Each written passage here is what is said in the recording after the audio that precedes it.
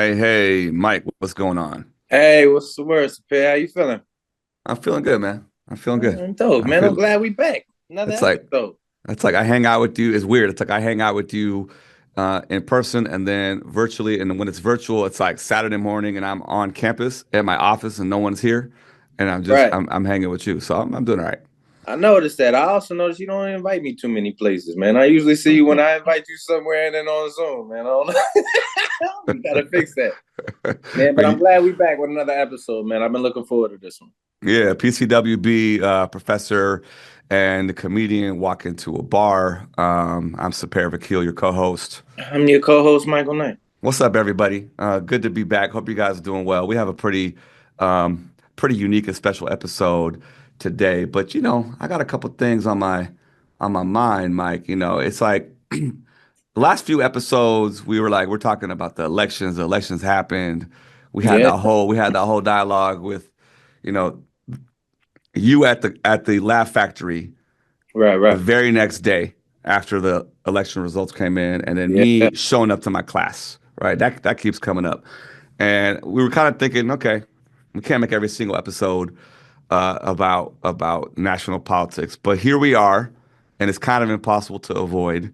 And if I can just tell you kind of where I'm at a little bit, just to Sure. kind of frame us a little bit, I'm trying to figure out the right attitude. Mm, That's where I'm at. I'm like, what? You know what I'm saying? Like, I want to figure out how I'm supposed to be showing up emotionally. As a dad, I got like 17 kids, so I'm trying to figure out how to yeah. show up. But like, how am I supposed to show up as a dad? Like, it was MLK Day and inauguration the same exact day, just a couple days ago, Mm, right? And it's like, how much of the burden, how much of the sense of alarm um, do I bring into my private spaces? As a father, as a husband, as a professor at Northwestern, I'm wrestling with this because it is an alarming moment, right? And I would be remiss if I didn't recognize the alarm and acknowledge the alarm. The way comedians name the elephant in the room, sure, it's yeah. here, Hmm. right? But even in my sort of process of trying to figure out my right attitude and the alarm, it's sort of a strange feeling because which aspect of the emergency do I center or hone in on? There's parts of it that relate to me directly, right? And I can go Hmm. down that list as a professor and the DEI assault in higher ed and my identity as an immigrant. But if I'm being very honest, like I'm highly privileged compared to the people who are most vulnerable. I mean, we're here in Chicago. Deportations have already started across the Hmm. country.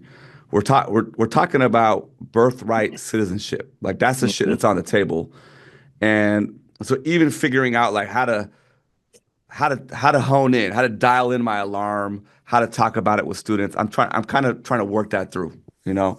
Yeah. And I'm feeling a little bit heavy over the last 48 hours because it feels kind of sad that as a country we are having a debate about who is American Hmm. and who belongs.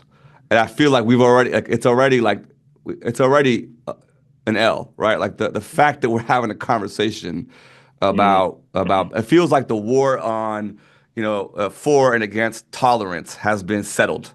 Like that's where we're at. Hmm. And there's a quote I'm going to share with you all from the great Toni Morrison that I came to in the last couple of days. This idea that the very serious function of racism is distraction. It keeps you from doing your work. It keeps you explaining over and over again your reason for being. And I just was reminded of that in a moment where so many of the citizens, in quotes, who knows what they're going to be tomorrow, are struggling with this question of belonging. And for me, I'm an immigrant. To our guests today, who don't know me, and to our listeners out there, so I'm from Iran originally. But I'm in a different class of immigrants, right? And we're seeing Hmm. those debates really go down between Elon Musk and the whole tech industry and the coalition that's forming between them and then the Hmm. the Trumpers. Like already we're seeing the friction around They're like, oh, we need the high skilled immigrants, right? And that's the story of my parents. My parents came here as graduate students, right, in the middle of the Iran-Iraq War, right? But as an immigrant, I resonate deeply with this question of immigration and what it means for people who might have to leave their families behind, as well as acknowledging my own story is very different from what's happening to the people who are most vulnerable. So that's kind of what's on my mind. I had to start a little bit heavy. I know Mike Oh, is just a about to little, pull just a my little card. bit. Mike is about to pull my card. Hey, tell you what, as a matter of fact, though, no, we're gonna get into it, but I definitely like to get our guests on the table. I was waiting for you, man. That's all the time we got today. Next week we're gonna get to our guests. Thank y'all for coming out. God bless you. Good night. I forgot. I thought we were. I thought that was tomorrow. I'm sorry. Washington, happy birthday. But I definitely want to get into that with you because I think we all have something to say on that. Could you please bring our guests to the table? Absolutely. And as I mentioned up top, it's a special episode. I want to introduce our academic guest for today, Professor Saida Grundy. So this is it's a Persian name. I was named after a Persian grad student. So you're telling this story. Oh my God. I was born in 82. I've told this story many times before. My father was an administrator at the University of Kentucky. And, in that Black Power era when they were forming Black studies, he's like, all right, I don't even know what this job description is. I'm just going to use the university's money to do Black arts and Black power, right? So this is 82, the revolution. So there's this group of Persian grad students and they're coming to everything. And then one day they come to my father's office and they slam a tape recorder down on the table. They said, we want to know everything about this Malcolm X, right? Wow. Tell us everything because they're planning their revolution. One of them, Ahmad, became like a godfather. This is like a family. There's no feminine version of Ahmad, but his brother Said, I became Saida. Wow. That's amazing. Yeah. It took me about 5 years to figure out how to say Sade out of SEPE. So it kind of balanced out that way. I get it. That's a really cool story. Name. That's a dope story. So Professor Saida Grundy is a feminist sociologist of race and ethnicity and an associate professor of sociology, African American and Black diaspora studies, and in the Women's and Gender Studies department at Boston University. Her research to date has focused on the formations and ideologies of gender and racialization within the Black middle class, specifically men. And you have a recent book out, still recent, 2022 from UC Press, called Respectable Politics and Paradox and Making the Morehouse Man. So this is very apropos as Clark and I go way back. We ain't done my intro yet. Clark and I go way back, and then I happened to write a whole book about his college, and we're still cool. I've heard a little bit about this history from Raphael, Nash. We want to call out and thank and acknowledge. Absolutely. Ross and I go way back. So yes. Yep. Introduce me as a lawyer. Okay. I either can write a book about Morehouse. I'm an attorney. So here we have my man went all the way to Morehouse and became a comedian. Yeah. That was the intro of my book. Yep. That's what it is. Be what you want. But that's who's in the room. We have stars in the room today. So our next guest is the highly acclaimed comedian and writer Clark Jones. He has a list of accolades. It's too long to run through, but I know he's been listed as top 11 comedians by BET. You can catch his stand-up on HBO's Crashing. He's on the Two Dope Queens podcast. He has performed on Comedy Central and all over the place, and has a debut comedy album called Run the World, which is, I think, streaming everywhere, if I'm not mistaken. Really honored. That's the TV show I wrote on. My bad. I don't mean to interrupt you. Oh, no. Let me know. I've already made like 7 errors, so. Our next guest. He's a value comedian.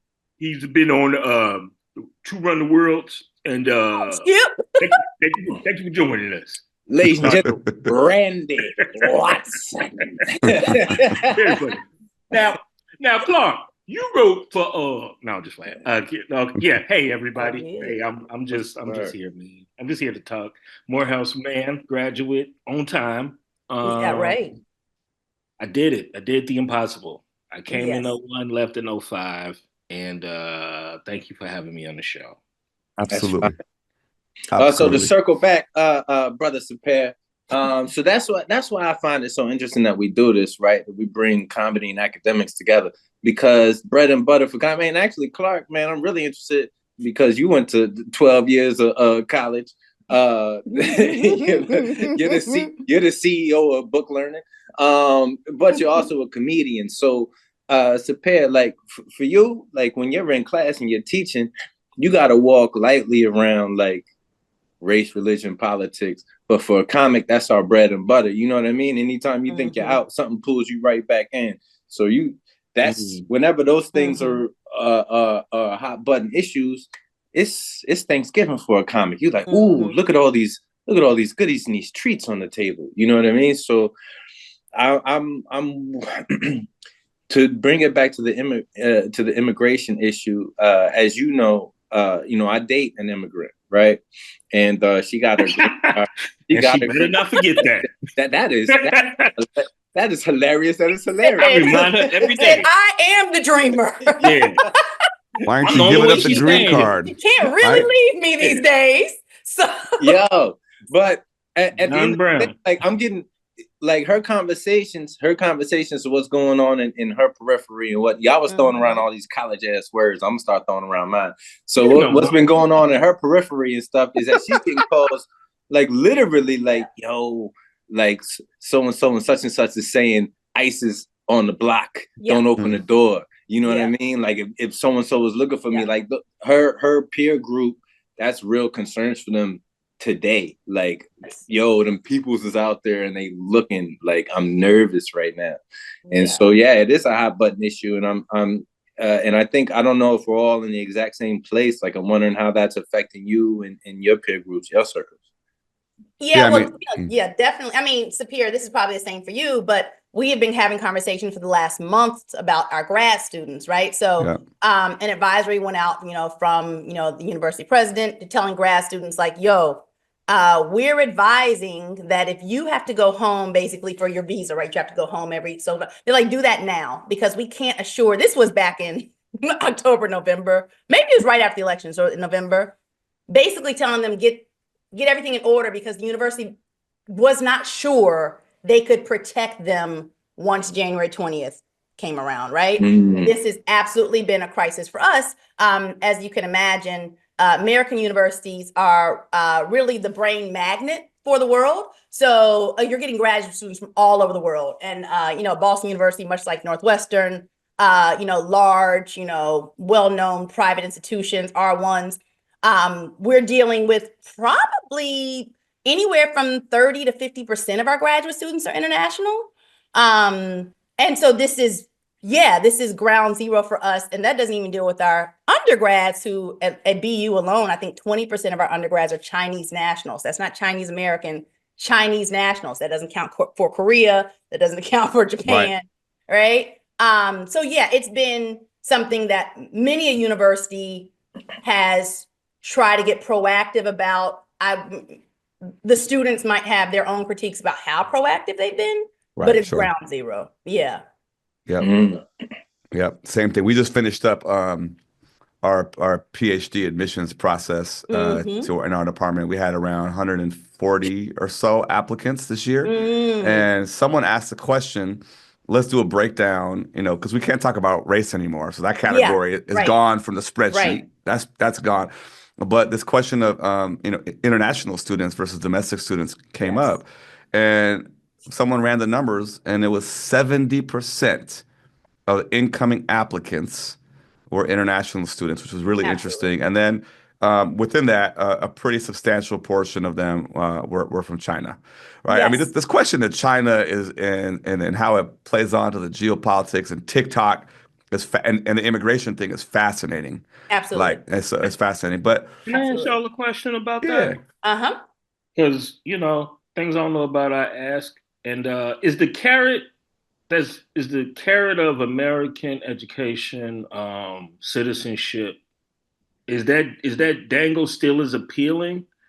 So it's not the story behind China's policy. So the story behind China's policy is Under Mao, so Mao was very ideologically dyed in the wool of communism, right? To the point where he wasn't like flexible on that thing, right? So, rural peasants were like eating mud. It was, he was the communist. His successor, whose name I always forget, was like, I'm a communist, but like, we can work within this. So their whole thing was to make these capitalist zones within China, which is why these little tiny fishing villages are now cities of 10 million people.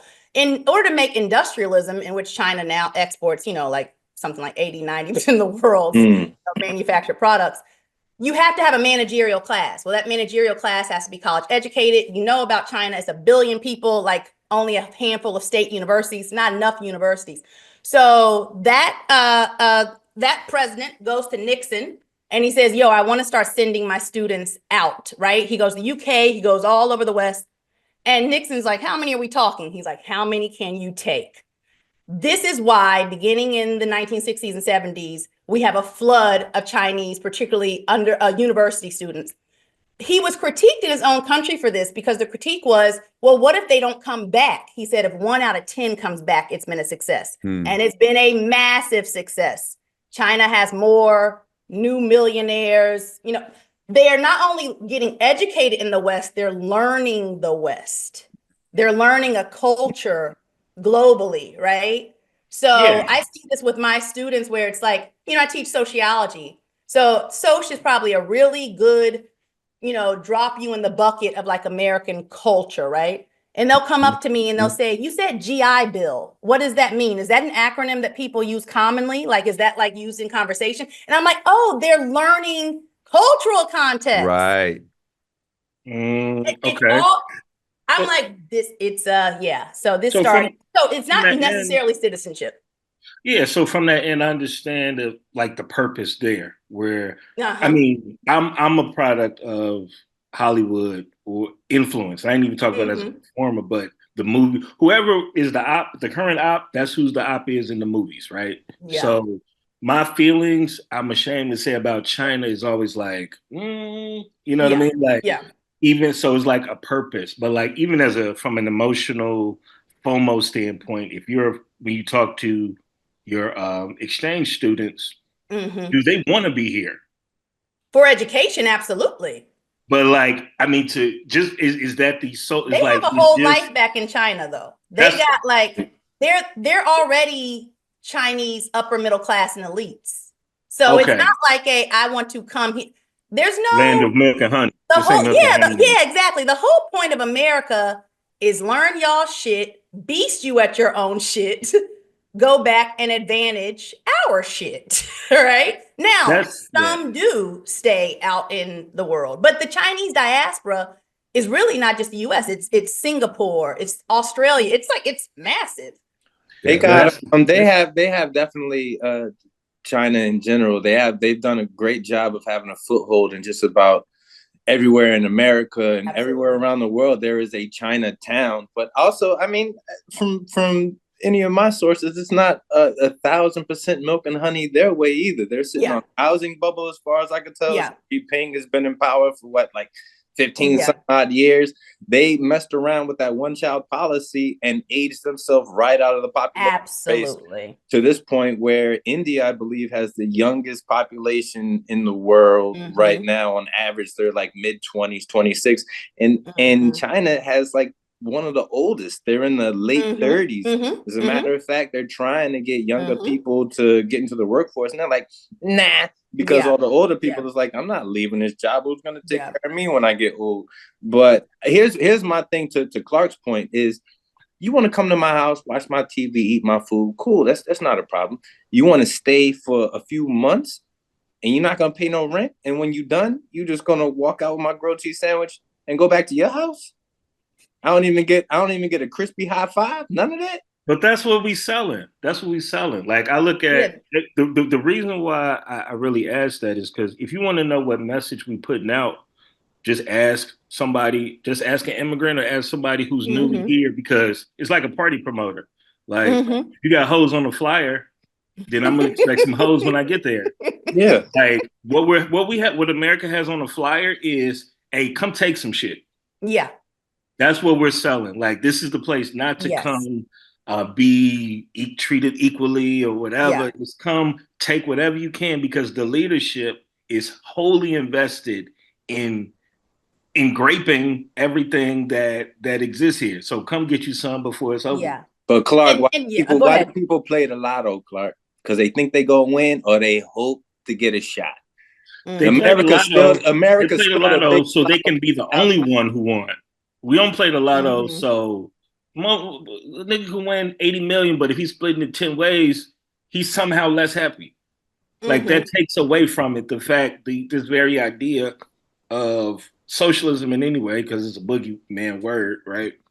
Like, yeah, the hope is there, but that's also what we selling. Like, everybody not free anymore. Nobody can get in, but if you can get over here, take whatever the fuck you can, because the motherfucker who's in charge has made 25 billion off some shit he made up in a day. And now his wife's about to make another 40, 60, 80 billion, whatever dollars off these stocks. And to be clear, this is not charity. American universities get a lot out of this. Yes, thank you for saying that. Everybody's go ahead, Sapir. I mean, one, they're not getting any they're not eligible for any federal assistance. They're paying not only top dollar, that one child policy you mentioned. The former president of my university, and I don't think he's the only former president who said this, was like, actually, we want to emphasize Chinese nationals in our recruitment because one, universities like mine, Northwestern, they have a really big name brand in China, right? It's like they're prestigious here, but they're super prestigious there. And also imagine 2 sets of grandparents paying the tuition for one child. He's like, they're paying cash.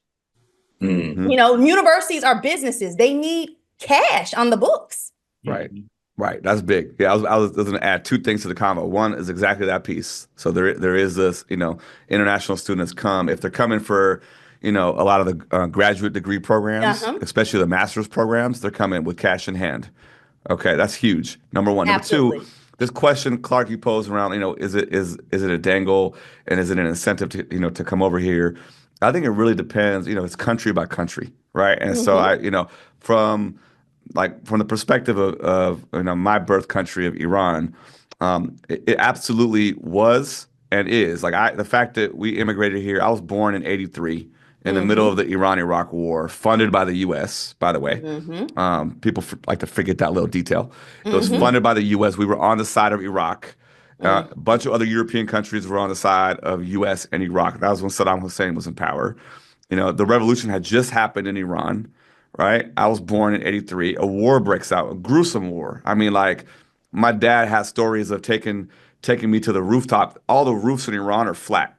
And he says, I would take you because the bombs from the sky were like, it was like a wonder to watch. Which I don't understand why I wasn't being protected a little bit more, carefully by my parents. But it was like we were watching the night sky light up from rockets. And so the fact that they were able to get student visas to pursue higher education, my mom did biochemistry, my dad did mathematics. Actually, my dad ended up teaching at an HBCU. I was going to ask both of you if you're familiar with Benedict College in South Carolina. Yeah, of course. Yeah. I lived in Charleston. Not Charleston, Columbia. I lived in Columbia. Okay. Yeah, I spent a lot of my summer childhoods in Columbia. Yeah. So for them, they came in during Reagan, right? Yes. During the crack era. So that was the time they came in. But in relation to what Iran was, it was very much like, and I have a sense of survivor's guilt to be honest with you guys, when I compare myself to some family members of my same age who stayed in Iran. We had massively different life, opportunities, and that's just a reality, and it doesn't mean that I didn't grow up here and I have my critiques of this place, and that's my duty. But my parents' generation, my uncles, sometimes they're like, cool down. Like, you know where you could have been, and how do I live with that? On the one hand, I'm like, yeah, but I know the history here. I know about genocide of the natives, and I know about the enslavement of Africans. So the whole dialogue and narrative I have of America is on the one hand gratitude because I came here and I escaped war, and to this day, we have PhD applicants from Iran. They're trying to escape oppression.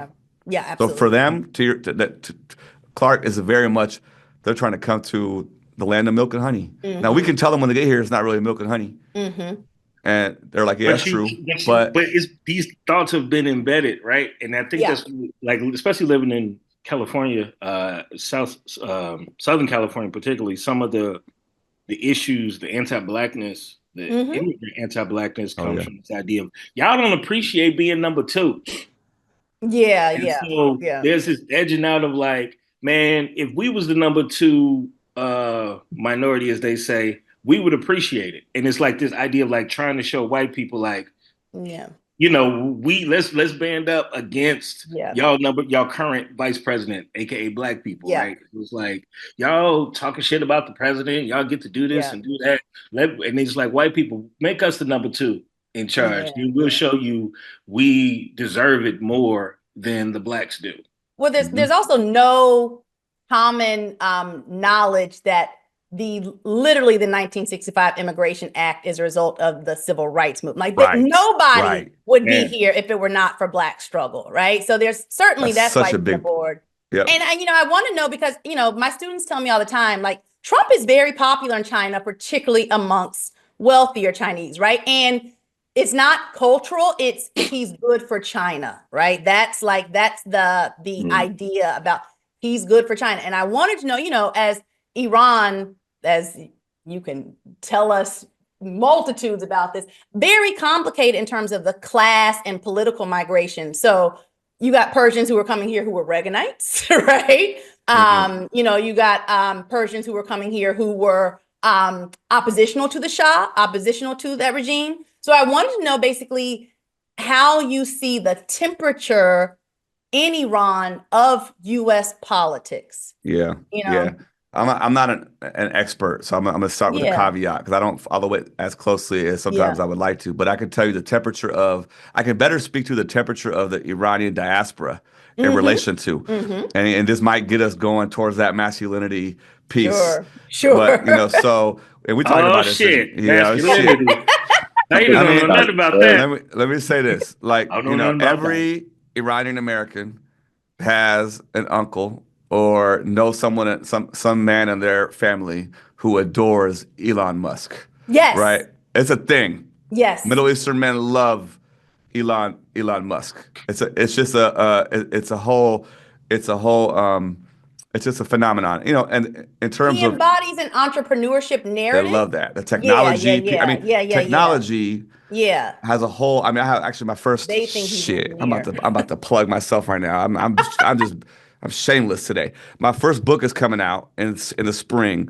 It's called Revolutionary Engineers. I talked to Mike about it, and it's really about the role of engineers and technology in Iranian society and how it deals with trying to become a modern country. Third world countries are often culturally invested and obsessed with technology in a way that is different from how we're used to it, in America. And so I think this kind of allure of Elon Musk and technology and innovation has a pull. There's definitely an increase in the Iranian community and in the Arab community, by the way. Iranians and Arabs, like a lot of Palestinians went for Trump.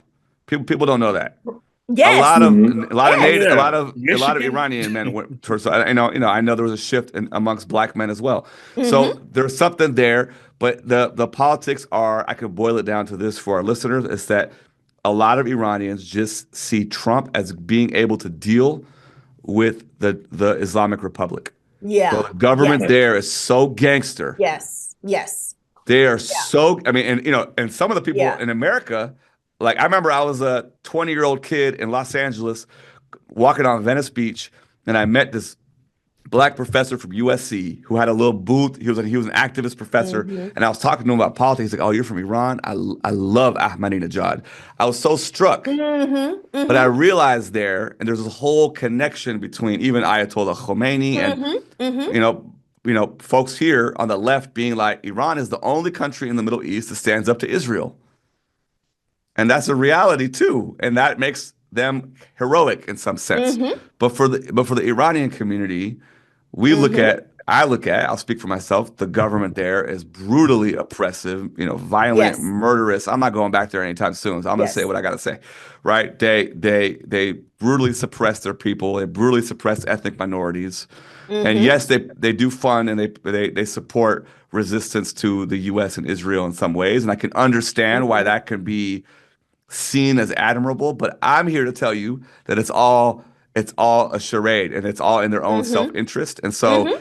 Iranians who see Trump as being as hard on Iran, they're gonna say, "I'm going for Trump." Yeah, absolutely. And so I'm not condoning any of that, by the way. I'm just explaining to you how that plays out amongst the diaspora. Well, condone or not condone. Here's something about what you said, right? Is that you said good, Mike. You said that you said that there was a switch to like for black men switching to Trump. My whole life, Clark's whole life, Saida's whole life, and Sepehr, your whole life, everybody was for Trump until he ran for president. He was in rape songs. All the rap lyrics about Trump have been compiled. He was in I don't know how many rap songs. He was a neoliberal hero. Then when he was saying you're fired, everybody loved all that shit. He was, you know what I mean? He was the Mari of the elite class, right? Yeah, he absolutely. becomes president, and when anybody becomes president, it's boo. You're not about to tell me what to do. Which takes me back to my other point. Is one thing that I do. If I had to, I joined the military at one point in my life, and I was ready to lay my life down. My pop, he was fighting in wars, and he was definitely ready to lay his life down, right? When you come to America from whatever country you're from, whether you're jumping out the frying pan into the fire, you get to come here and say, you get to run out of your burning house where you was getting knocked in the head by your older brothers and them, come to America and be like, I really don't like the paint in here, man. It smells funny. Y'all food ain't shit. And you just get to do that. And there's people that will fight for that right, that First Amendment right, which I love. I don't love all the things that people necessarily say, especially if they're not, born and bred here. But you get to say it, and I love that you get to say this place stinks. I don't like none of it. You get on my nerves. I'm gonna take it. I'm gonna send it back to somewhere else. Yeah. For now, and right now we're just in the middle of they just processing the data until there is some sort of consequence. You think they can start messing with the amendments? Yeah, like I mean, it's hard, but they'll try. That's revolution right there. Shadow banning is censorship, whether we feel a way about it or not. Like whether it's consequential yet or not. Yeah. But that's just the appetizer for whatever. I think most people are just waiting for whatever other shoe to drop on this whole thing. You gotta be paranoid. None of it smells right. In America, where you couldn't be paranoid. Well, when and I know you live in a city that like was considered a Democratic bastion, a liberal bastion, and it burns up 10,000, 40,000 acres. It's like, what's the most oppressionist city to the current president? And it burns up like this, and you sitting here watching. He's like, this is a little too coincidental. You know what I mean? Like if motherfucking Mobile, Alabama, or somewhere Jacksonville, Florida, or whatever, if they burned up, then it was like, okay, that don't really jive. But LA burning up like this, I ain't conspiracy theorist with it, but it just don't feel right. What was happening with y'all's mayor, Clark? First of all, don't buy the bullshit about Karen Bass. I'm not saying she's perfect, but the two main fires weren't even in the city of Los Angeles. Absolutely. And nobody's coming at the fire commissioner of the county or that was the fire and the Palisades. Neither one of those are in the city of Los Angeles, so she's not responsible. Yeah. But they're putting all the blame on her for that. They putting this 22-year fire commissioner under the radar because of the whole DEI thing. But listen, I've heard people say, oh, how do you run out of water and you right next to the ocean? Now, before I'm going to clown them, I'm going to just say, I'm going to educate people on you can't store salt water in steel reserves. Yeah. That's the first thing. Second, there's no way to reserve enough water to combat 80-mile-an-hour winds. Have you ever driven 80 miles an hour? No. It feels like like 80 miles an hour out of nowhere, where first you go on the speed limit, and all of a sudden, because we always deal with the Santa Ana winds, right? Yeah. But 80 miles an hour on fire is nuts. Yeah, imagine a tsunami of air. It's a tsunami of air. Yeah. And why are people missing the most obvious? You don't put salt in the ground. It would ruin the ecology. I mean, that's the first part. Is the vegetation you need to hold that soil together would be completely eroded and killed by salt water. But it is, to state the obvious, they were looking for a reason to really put this on Karen Bass. It's really an attack on Karen Bass. Karen Bass has a whole leftist career in organizing. Karen Bass is, this is one of the reasons I've really enjoyed, like the Barbara Lees, the Karen Bass. They're all like Shirley Chisholm, like school, right? The umbrella presidential candidates. Absolutely, they all come out of that tradition. So they trying to, basically, I'm just waiting for the T-shirts to say, if it's woke, there's smoke. Because it's like they just trying to say this fire. I think my biggest thing as far as the eye test, because I'm gonna be honest, I don't know too much about it. Like, she came to my consciousness the same time it did for most people around the world when everybody saw the out of context video of her at the airport. My thing, Clark, when I was asking like what's going on with y'all's mayor, if you threw me in her job, right? I know the basic script of this is a terrible tragedy. We're doing everything that we can. I'm right on, and I'm going to go get with my constituents. I've been talking with this, that, and the third person. I'm working closely with the fire chief and to just, from what I saw, like appear to be a deer in headlights. That's what threw me out, because optics matter. The eye test matter. They do. Just hit me with the script. Hit me with the script that I know every word to, but say something. You just stand there, because that feels a lack of confidence. I don't know what her PR skills are, but some people just not only are some not the mayor. You can't hit me with that excuse if you're the mayor. Here's what I'm saying. We're both agreeing that you wanted a PR statement. Right, you want her to say something that will just allay people's fears, whether truth or not. And some people ain't with the bullshit, and they definitely not with saying it. When the first thing somebody act like, well, she was in Ghana, like Ghana's a 2-hour bus ride away. Do you know how far Ghana is from motherfucking LA? Depending on which LA is the farthest, right? East or west, and comparing her to saying that she was over there when she was over there before the fire started on a diplomatic trip. It wasn't like she was like Ted Cruz, who just left as soon as he found out. That may have been a White House request for her to make. This is all political. This is all a part of her job, right? It's the same feeling I had when I saw Bush. If you watch the old videos of Bush, all this shit is after this shit started. She was already gone, so she took the first plane she could take. Back to LA just for what? Yeah, you take a 24-hour or 20-hour flight, you don't feel like you not with the bullshit. You motherfuckers fly from Oakland to LA. As soon as fuck you, fuck LAX. Like your worst attitude comes when you first got off a plane, right? And you come back to some bullshit. All these motherfuckers blaming me for some shit that ain't got nothing to do with me. The only fire that took place was in Hollywood, and that was arson. That's already been shown. The person responsible, the people responsible for setting Hollywood on fire, that's within the LA city district, has already shown that was because there's no way the winds, to put it in Chicago terms for anybody listening, it's like a fire in Evanston and then a fire in the West Loop. And there's no connection, there's no forest that runs from up there to down there intentionally because of classism or whatever. But like, you come back and you being blamed for some shit. Like, imagine you came to the podcast late and we just up here talking shit about you that it's like, where do I start?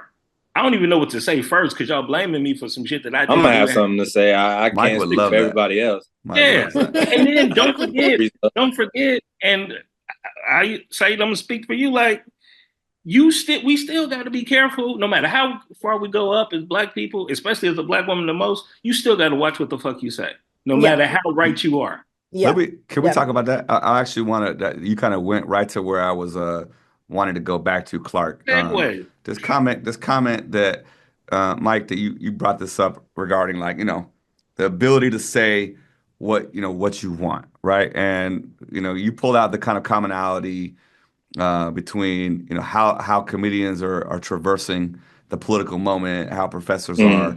I think there's more there to kind of dig into, right? As we think about this moment, and again, for me, as I come from a country that's severely repressive in terms of freedom of speech, right? I think I value that, and I think being in a profession, right? Professors, like, one of the core principles, and it's being tested. Yeah, Ooh, is it being tested right now? Yeah, absolutely. But this idea of academic freedom is at the core. It's a core tenet of what we're doing here. And it's being, we'll see what happens to it. It got tested last year with all the Palestine protests. It's still being tested now. I think in a much more significant way, we're going to see, that tenet being tested. Didn't the head of Harvard have to resign?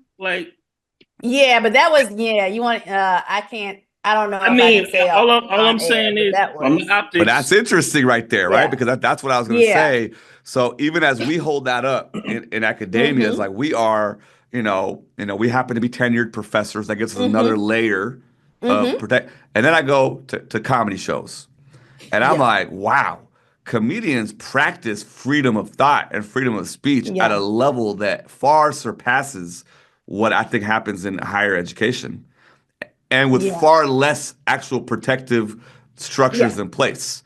So I give a lot of credit to, and I see it. I was out last night at the Lincoln Lodge. I see it. I see people experimenting with, and I'm like, what happened? I guess the question I want to throw out to everyone is, as we enter the Trump presidency, as we have all these restrictive assaults on DEI, and make no mistake, it's an attack on everything that the civil rights movement gave us. And thank you for making that point, Saida, about the civil rights movement that comes as a result of the Black struggle is what all the other immigrants, including myself, benefit from. Yes, you the H1N1 in charge. Absolutely. I even read, I want to know more about this, even the birthright citizenship. Yes. Right? Absolutely. Goes back to Dred Scott. The 14th Amendment. Yes, absolutely. It goes back to the fact that Black folks weren't considered citizens. So birthright citizenship as a concept, we should credit to the Black struggle for emancipation. Yes. So somebody made the great point. It was like, oh, Trump got in and he's trying to undo everything Biden did. I'm like, this motherfucker trying to undo everything Lincoln did. That's right. Wow. Yeah, for real. Don't stop at Biden. But where are we at? Sapir, to your point, everything. So the original Bill of Rights, those 10 amendments. It's interesting that we are so honorific to the framers of the Constitution. When I think, like, what cowards, right? I actually think of them as if your job was to found a company and you didn't resolve 75% of the principles that company said, let's just let the next, boss deal with that, you wouldn't be honored in that company. So they actually refused, because they were being held hostage by the wealthiest framers were planters, right? They were slave owners. And they basically had this thing in a chokehold. So they refused to resolve the fundamental question, which was slavery, the fundamental question, right? They refused to define what a citizen was. How do you form a country and not say what defines its members? And they kicked that down the road until it eventually resulted in a civil war, because what happens is, as we are stealing native lands, going westward, every time a territory is added as a state, it rocks the balance of Congress, slave state versus, free state, right? It rocks the balance. And this country is a slaveocracy, meaning its government, its economy, its social order, its racial order, et cetera, it's all founded on slavery, right? They are really, in the history of the world, there are about 5 slaveocracies. This is one of them. It means that slavery was larger than the democracy itself in terms of its importance. And so why you have to kick this 14th Amendment. So Dred Scott, the reason Dred Scott was probably the worst decision that the Supreme Court has ever ruled upon, right, is because the ruling did not just revoke citizenship for enslaved people. The ruling goes retroactively and says, I don't think that this is what Chief Justice Taney, he says the framers had no intention for Black people to ever be free. They didn't have a concept of free Black people, which I think is fallacious and erroneous. He said they never intended for Black people to come among us in a democracy. So no Black people can be citizens. And you have no right to bring forth any case before this court as a cow has a right to bring. You are property, and you are property everywhere you go. So it put this loophole into the Constitution, which meant that it was meaningless that a territory was free, because you could just grandfather in your own enslaved people. So now the whole country is a slave state. Now we got to go to civil war. There's no other option, right? That's wild. So that's what we mean about, when I say, yes, it is hard legislatively to amend the Constitution. The Constitution is an incredibly flawed document. Every legal scholar who's a con law scholar has said this. Let's stop this honor and deference we have for the Constitution. It's incredibly flawed. It almost doesn't, well, I won't say it doesn't matter. Yes, there are high bars to amending it, but as we have seen repeatedly in this country, there have also been, we've invalidated amendments by just doing, things around them, right? If the 14th Amendment had actually been enforced, we would not have had 100 years of Jim Crow. The reason that the 14th Amendment is meaningless is because Plessy v. Ferguson happens. And what happens with Plessy v. Ferguson? Homer Plessy, who's actually an activist, Homer Plessy intentionally, is like a proto Rosa Parks. Homer Plessy intentionally is taking that first class seat. This says that the 14th Amendment is meaningless because separate and equal is not a violation of the 14th Amendment. So this is the ultimate sort of, it is of much more urgency that workarounds to constitutional amendments can be made by just court precedent. And we see what court we have. Is that not comparable to, times where women had less than equal rights? It's very comparable. Is that a sign of the times, or is that just the? I guess like probably one of my questions is, okay, our system. Now I read the Karl Marx's book. What was it when he was talking about like the bourgeoisie class and all that? Capital. Yeah. That's Capital. Capital. Yeah. And I've read like a magazine or two, right? What's the other system out there? Because communism is fantastic. If you read George Orwell, it's perfect until you add people. Until you add men. Until you add. Let's see. I was waiting. People get involved. Okay. That's people. However you want to slice it. The moment you add something with a heartbeat and a brain, it falls to shit because somebody's gonna try and find their way into. I just found this one culinary chef or something, like one of those little. As soon as you put a whole bunch of people in and they're all chefs, and then you say, "Hey, there can only be one winner," people eat each other alive. It's fantastic. I love it. I can't get enough of it. Right. So if you take communism off the table, because I see it around the world, it doesn't seem to be working all that fantastic. And then you have democracy, which definitely has its flaws. What is another system out there that would? Well, there's democratic socialism, and MLK was a very staunch democratic socialist. So I will say this is the easiest analogy I can give. Democratic socialism is there are socialisms without democracies, right? So North Vietnam, is like socialism without democracy. Sometimes we call that communism, right? So there are examples of it in terms of you do not have a majority rule, form of, government by the people. I will say also that speaking of legal scholars, many of them have been very critical that just because America is the oldest democracy does not mean it's the best. A 51% democracy is inherently flawed. Inherently flawed. It is basically mathematically the reason we have a two-party system, right? And look at most of our peer, developed nations do not have a two-party system, right? There's much more party representation. Blah, blah, I'll let all the partisan scholars discuss that.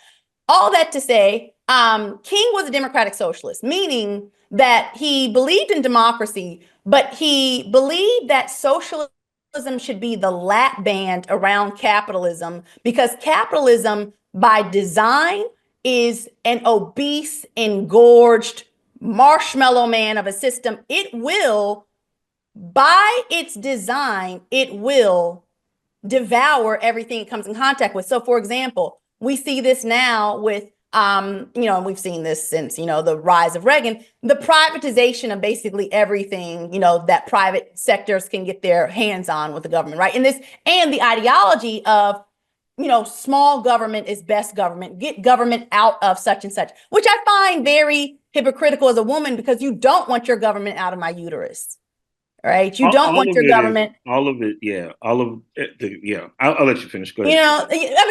So all that to say, there have been other systems. Communism, I think its great flaw is it doesn't scale particularly well when you need authoritarianism to control it. And that authoritarianism, as always in communist practice, assumed a male leadership. Right. So it doesn't. But human beings were communal and communalists for eons, right?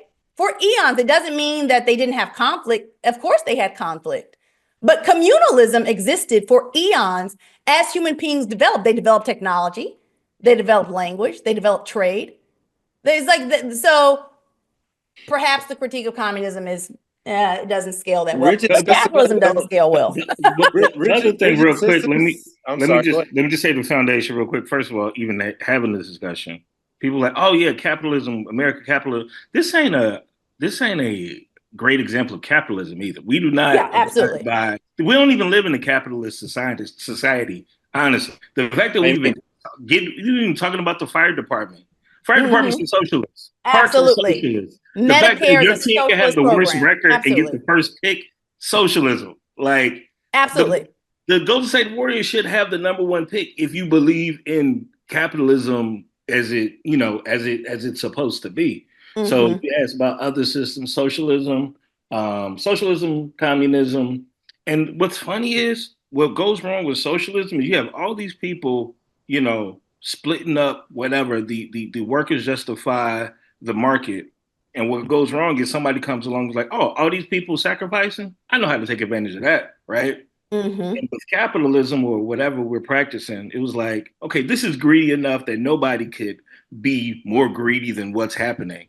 And we have found somebody to out-greedy capitalism, which is, first of all, to even accept that is astounding. And then now we're trying to navigate through that. Like, it wasn't greedy. It already worked to your advantage, but that wasn't enough. We need to get they want totalitarianism now. They want oligarchy, plutocracy.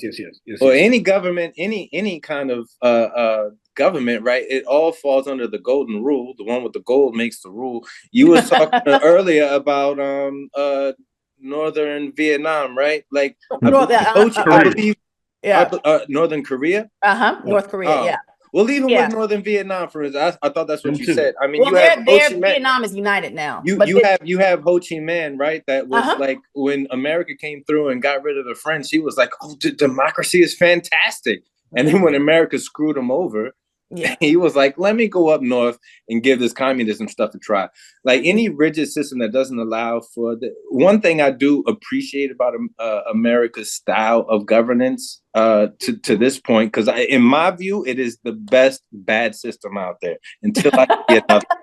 Right, all of them are dog manure, but this is the one that smells the freshest because it allows us to switch between the two, because I think too much of any one system in one direction is dangerous, because that allows for anywhere else you saw. But let's even nuance that. So, the point Clark made about like we have socialist policies operating within capitalism. Yeah, absolutely. We had more of those social policies before Ronald Reagan, right? Ronald Reagan comes through with an axe. He's the reason we have a obese, the war on drugs was hideous. As a matter of fact, Biden was out there talking big stuff when it came to crack, locking people up. On drugs. The war on drugs was the most bipartisan policy in the history of domestic policies. They still have the three-strike law. Yeah, absolutely. Clinton mass incarceration. If you want to say who really put their foot on the gas pedal, it would be Nixon. It would be Clinton, right? And And then if you're including crimmigration in that, which is a criminalization of immigration, Obama is, deporter in chief. He's up there. But all that to say, the nuancing of, yes, within imperfect systems, our system, although it's always been a racial hierarchy, although it's always, favored the wealthy, et cetera, although it has not let most of its population be citizens until the last 100 years, right? We're just, over the century mark for women's suffrage. All that to say, there were times when we had more socialist policy. So Medicare, Medicaid, that is a copy-paste socialist policy from socialist Europe. FDR was like, I'm just copying their homework, right?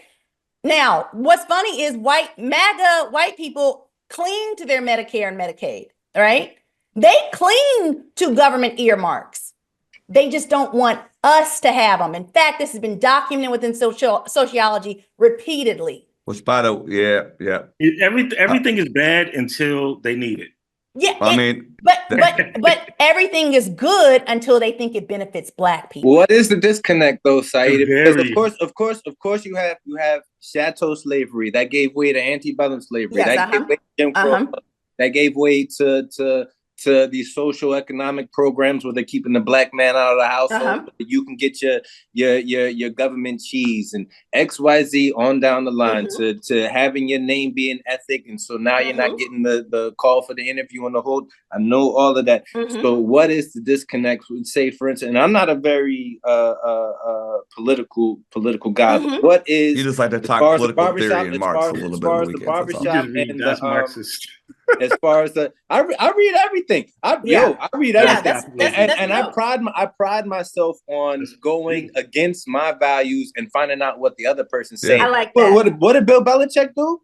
Yeah. He was looking at the plays. Absolutely. He had binoculars out. Let me see what y'all playbook is so that I can win these games. Yeah, as a Michigan Wolverine, this is sensitive. But but go ahead. Oh damn, and I'm a Tar Heel, so apologize about that Chris Webber business too. But anyway. Getting into it. What is the reflex disconnect Black folks have against the conservative side of the party? So the conservatives they're not just culturally conservative, they're anti-Black, right? Conservatives, the modern Republican Party, right, as it's been since 64 with Goldwater's, failed candidacy. So the party switched because the Republicans refused to support the Civil Rights Act, right? So they branded themselves as that. When the Dixiecrats were the most anti-Black party, you see, the parties look much different in terms of their racial, demography, right? Their racial makeup. But modern republicanism, there's a really great book by my colleague Kevin Gaines out of Princeton called White Flight. And it's about Atlanta and the making of the modern conservative party. I recommend this for everybody because literally they learned from Atlanta, like, oh, let the Blacks have that kind of shit. Let them have them cities, right? Let them have it. It was the ultimate Atlanta compromise was let them keep that. We'll siphon it economically, but let them have that. They want their, and in 50 years they'll get brunches with grass walls and they'll be happy and twerking. Right. It's like right. But exactly. There's piety and righteousness in politics on any side? I will say there have been Republicans who, when they realized Black people were going to vote, said they might as well be voting for me. And these were staunch, segregationists, but they had a pragmatism to their self-interest, right? Well, what did Woodrow Wilson that introduced like the social economic programs that said I'm gonna have these niggas voting Democrat for the next however many years? Was that that comes with, again, that comes with 64 with the refusal to back the Civil Rights Act. And then that's only doubled down by Ronald Reagan and his refusal to do things like support King's Holiday, right? But aren't they all bogus? They're all bogus, but it's not to say they're not all bogus. But I think this is Black people as an adaptation strategy, right? Black people's ability to say, okay, we're going to go with this party. We're going to hold this party to the left. That's been done more by Black radicals. I would not say the Black masses are particularly leftist. I think I say this, and I know it stings. Had slavery not been a racial order and just an economic order, so that Black people could have owned slaves, we'd still have slavery, right? Yeah. Because I think is what if slavery had not been a racial order, had it just been a purely economic order, we would have said, well, this is a Black-owned plantation. Let's support that. Right? You hate Black people. Why won't you? We selling it too. You might as well buy from us. Yeah, we might as well. But the reason I know that's true, because we go see Tyler Perry movies. And we say, oh, but this brother is employing Black people. Yes, slavery, sharecropping employed motherfucking Black people. Doesn't mean it's good. Black-owned minstrelsy is still minstrelsy. What did Fred Hampton tell us? Black-owned capitalism is capitalism. Oh, you talk to an older Black man why he's conservative is because of going back to that whole place in line thing. Yeah. Where it's like, we feel like Black people may be democratic, but we're not liberal. There's a difference. Absolutely. Because you talk to an older Black man about liberal, it means like, yes, people are going to get their rights, but it ain't going to be us. If you've been working at a job for 40 years, all you want is your parking spot. That's all you want. They told me after 40 years, I'm going to get my parking spot. 40th year come, and they like, oh, a group of work like, yeah, we need progress. It's like, wait. Let me get my shit first that I've been sitting here waiting 40 years to get. Then y'all can do whatever y'all want to do. It's like, no, fuck that parking spot. We need to come get our shit. It's like, I don't belong to that group, though.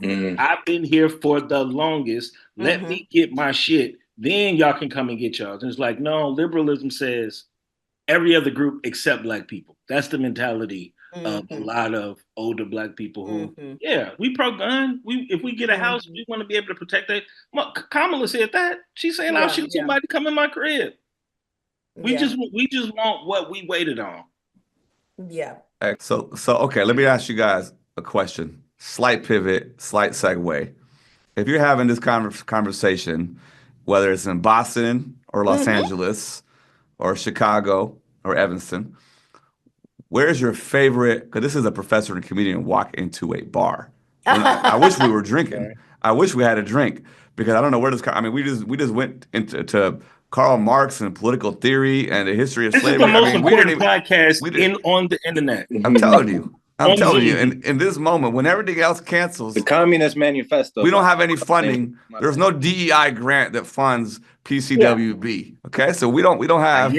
We're just doing our thing. But if you guys, Clark, you're in LA. Where in LA are you? Where do you stay in LA? I'm in South LA. Okay. So you have. I'm not. I don't know. How you guys socialize, or if you drink or don't drink. What's a favorite cocktail lounge? A favorite place to get a drink, and what are you gonna have at that location? I'm gonna shout out mine after I hear from you guys. I want to shout out something Black owned. Oh yeah, there is a Black bar I follow on Instagram here, and I want to shout them out before I shout out anything that's not Black owned. So let me get their name. Boston, as you might know, is a top 3 hyper-segregated city. Looking at you too, Chicago, in good company. And because of that, I just learned about this history of Boston, in which the Black people of Boston once tried to secede from Boston. They were going to call it Mandela and bring the Blackest neighborhoods together to secede from Boston in like 82. Wow. That's a whole book. I know that. That's a whole book. And then the white business elite got together and were like, absolutely the hell no, and got a whole bunch of Black preachers to be their front. Because they needed those Black Celtics to bring that ring back. Shout out Rajon Rondo. Right. As a Kentuckian, the Kentucky to Boston Celtics pipeline is well established. Antoine Walker. You're just naming 2 of like the 15. Derek Anderson. Patino. Patino, for sure. Absolutely, right? So all that to say, in a hyper-segregated city, one of my biggest gripes I love it how this is the response to where's your favorite place to get a drink. I asked you where you want to get a drink. We're not gonna give you no direct answers. I know my people. I know my who the comedian is, who the professors are. Like, we telling jokes, we telling history. They don't know who do what. I'm jealous of the LAs and the Chicagos because Boston is a hyper-segregated place, and literally I can probably, on two hands name all the Black-owned, spots that are in, that for drinks in, the city proper. Okay, as a part two of that question, since you went first, part two is what's answer part one? Okay, part one, Clark. My bad. I've been cutting you short. So I'll be quick. Hilltop in Inglewood, owned by Easter A. That's the Black spot closer to me, but non-Black. This is a spot called Senior Fish in Eagle Rock, where they also do the Monday show, which is a great comedy show. You talking about freedom as a comedian. I don't know if that really exists if you really, really break it down, and we can get into that later. But it's one of the last places where I can go and work and say whatever, because just because you can, the Tony Hinchcliffes and the Joe Rogan, they don't have freedom.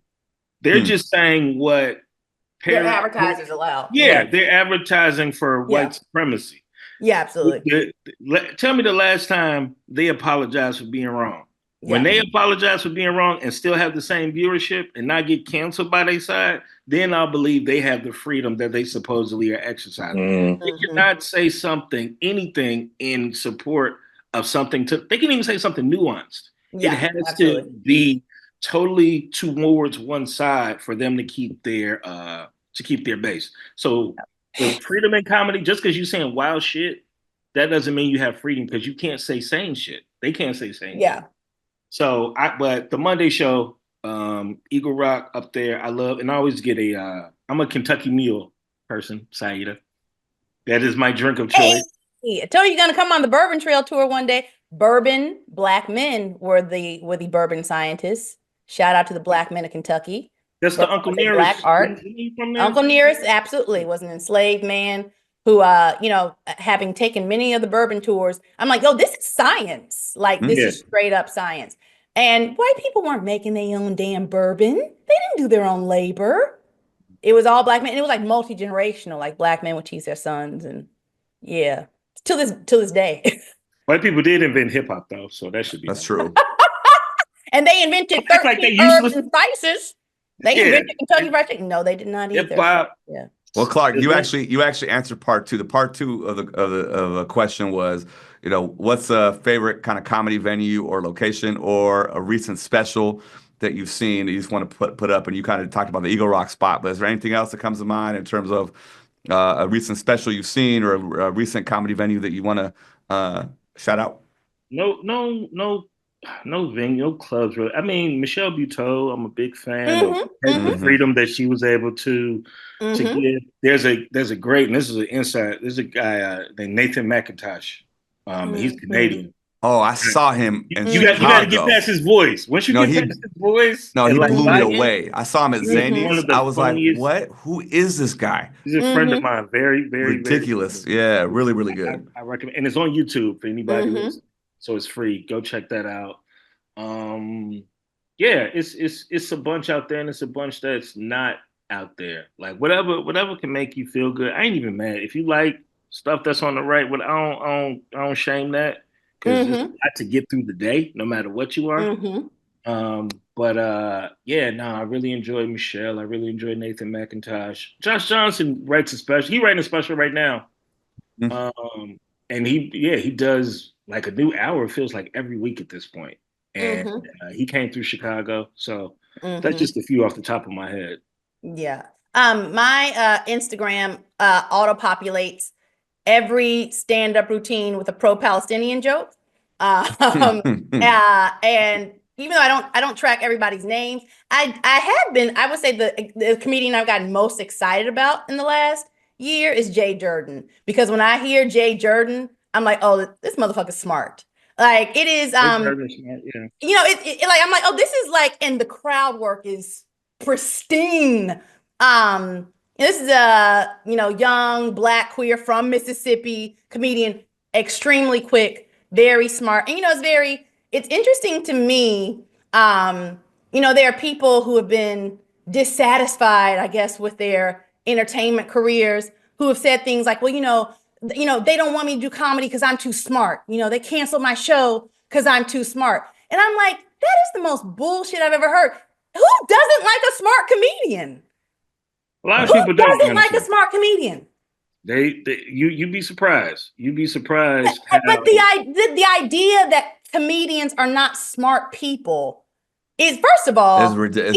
It's bogus. Even on the white side, they're all coming from Harvard. I bike past the Lampoon all the time. That secret society that nobody's allowed in. There's always been this elite cadre of the best writing jobs coming straight out of the Ivies, right? It's like it's always. It is. Yeah. No. I mean, I don't understand this. I mean, this, to be fair, this is not like, I don't think it's a popularly held sentiment. I just think it's one of the worst excuses for dissatisfaction with someone's career ever made. You know, that's like saying, you know, they don't want me to be a chef because I'm too creative. Right. Yeah. I mean, we live in right now. Like I said, you're talking about really making some money. It's the temptation is always there, or at least the thought is always there. If I wanted to be, Mike, you want to be, either one of us as comedians wanted to, within a year, we could be multimillionaires if we sacrificed. If you dumbed it down to the right, if we made a hard right, if you just went on the evangelist circuit, you became a church evangelist. You became, what's the nigga in Florida, the senator who called Trump daddy? Yeah. If we went that route, and we're actually funny people, and just but it's literally ain't no going back though. Yeah, absolutely. Because once you say something that's still too woke or too even liberal or too in the middle, you will lose all of that, and you can't go back to. I could never go back to the people who do fuck with me. Absolutely. It depends on the price of your soul. Like, it doesn't matter what career field you're in, what anything you're in. You could be a damn waitress if you're willing to put a price tag on your soul. SEPEHR'S seen me, I don't know how many times. I say some wild stuff on stage that I don't apologize for, and I don't care who's in the room. I don't want to see. I've done energy when the opportunity is there. I've been on tour and the whole nine. And one thing I do not like to see ever is a crowd that all looks the exact same. Not to say that I would do the Apollo. Not to say that I wouldn't do this show or that show, Chocolate Sundays or you know, MIT's lunchroom or whatever. But when I see a whole crowd that all looks monochromatic, I'm bummed out. I don't care what color it is, because when there's a mixed crowd, everybody keeps each other. Everybody keeps each other like, oh, okay. We validate everything that's being said. Hey, Clark, you've been on the stage. If you're in an all-black room, especially if you're south of Roosevelt, there's a certain style, cadence, tempo, conversation that you got to have. It's everything that gets talked about in the barbershop. You're almost more confined doing that than you are that's the point I'm making. You're like you're a Def Jam comic at that point. Yeah, you got to put on your Def Jam shoes. Go to Austin, Texas right now. What's up with all this? What's up? Women crazy, man. Women is crazy. They be shopping. You go to Harlem comedy show right now, and you ain't got no West Indian or Jamaican jokes. I don't give a fuck how funny you are. Eventually, like, you better do an accent, nigga. You got one more joke before you talk about I grew up. Or you do the Haitian shit or the. If I do a show on the hundreds and I don't say F them kids at some point, it's a wrap. Yeah, it's a. You better not say F. You better say fuck them kids. You better. I was trying to keep it. I was just trying to keep it PG. You better say fuck them kids. Motherfuckers will run around. People will laugh with their legs. Women be shopping. Women be shopping. Got you. Women be ass. That's what it is. And like for the longest time, black comedy, anything that we didn't really buy into self-deprecation comedy either. Right. No. I've seen gay comics. They're like, oh, black people hate is homophobic, and we are. But like gay comics that get up there and attack do well. Gay comics who get up there and want sympathy. Yeah, but it's the same in the rap game, right? It's like same in the rap game. You know, it's like you better be gay as the fuck and you be better out be there, game about to kill somebody, right? Right. Exactly. That's because we're the tone setters for style in America. That if Black folks was a country, our major export is style. Yeah, it really is. And conversation. And let's cut the malarkey, Clark. Black people as a whole, black people as a whole have mostly conservative values. Yeah, culturally, absolutely. That's no argument. I don't even think that's a hot take. That's no argument. No notes. Yeah, but I would say, but also within that, as you know, bartender, can I get a round of what was the drink? Hey, we Joe Budden in this shit. This is about to be a 4-hour podcast. I'm doing the Sazerac. But you know, within that nuanced spaces in which it's like, you know, Black people, because of our communalism again, our, you know, sort of like our tendency to, well, not our tendency, we are segregated. So it's like all these spaces where it's like we're hyper contradictory about even our own homophobia. That might have to be the final word because we are over time. Clark, do you come to Chicago from time to time? I do, yeah. I'm back touring in March, so that's when I'll be back on the road again. Springfield, Chicago. I'll be in like the first. Shout out your Chicago dates. I'll be in Chicago. Oh, I'll be at Lincoln Lodge actually. I believe it's the last week of March. Okay.